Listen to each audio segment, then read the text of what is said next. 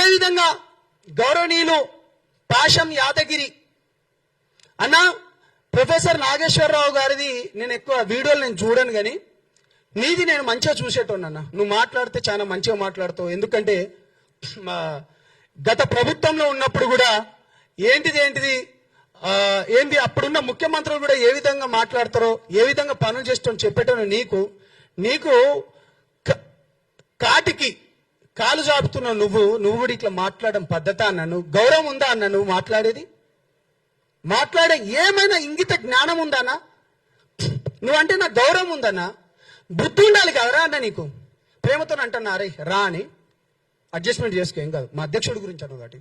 అరే పాషం యాదగిరి అన్న, ఏం మనిషిరా అన్న నువ్వు? 5 పెళ్లిళ్ళు చేసుకో. నిన్నెవరు చేసుకోవద్దన్నారా? రాజ్యాంగబద్ధంగానే చేసుకున్నాడు గారా.